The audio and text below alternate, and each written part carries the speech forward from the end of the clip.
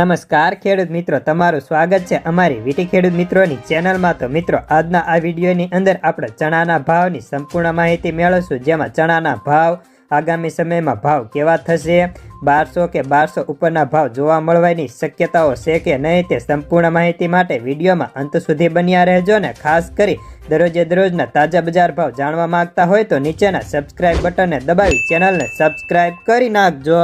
તો મિત્રો, ગુજરાતની અંદર હવે નવા ચણાની આવકો ધીરે ધીરે થવા લાગી છે। જો કે આ વર્ષે વાવેતર થોડું ઓછું છે, પરંતુ નવી આવકો ચાલુ થતાં જ વેપારીઓ દ્વારા અને માંગ દ્વારા ભાવમાં ઘટાડાની ધારણા હતી ને તે ઉપરાંત કાબુલીમાં પણ આજે નરમ ટોન જોવા મળ્યો હતો। કઠોળના ટ્રેડરો કહે છે કે ચણા મિલની ખરીદી અને પ્રોડક્શન ચણાની ધીમી છે। માંગના કારણે ચણાના ભાવ સ્થિર રહેવા અથવા તો ઘટાડાની ધારણાઓ છે ને બધા પરિબળો અને તે ઉપરાંત નાફેડ ચણાના વિભાગની અસર પણ મહારાષ્ટ્ર, ગુજરાત અને દક્ષિણી બજારોમાં ચણાના પાકને આવકો ધીરે ધીરે થવા લાગી છે ને વિદેશી પીળા ચણાની પણ આવકોનો સમાવેશ થયો હતો।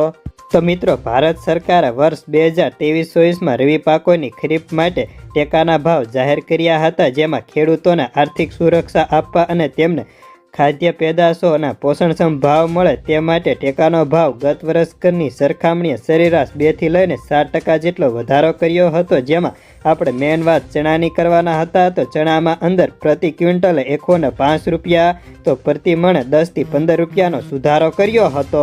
જ્યારે હાલ માર્કેટ યાર્ડની વાત કરીએ તો માર્કેટ યાર્ડની અંદર ચણાનો ભાવ 950 થી લઈને 1150 તો ક્યાંક 1200 રૂપિયા જોવા મળતા હોય છે। તો ટેકાનો ભાવની વાત કરીએ તો ટેકાના ભાવ પ્રતિ ક્વિન્ટલ 5335 તો મણના ભાવ 1067 રૂપિયા નક્કી કરેલા હતા ને આ વર્ષે વાવેતરમાં પણ સામાન્ય ઘટાડો હતો, પરંતુ માંગ સારી થશે તો જ ભાવ વધશે, નહીંતર 1100 થી લઈને 1200ની વચ્ચે બજાર જોવા મળે, પરંતુ તેથી ઊંચું ભાવ માંગ સિવાય જાય તેવી ધારણા નથી।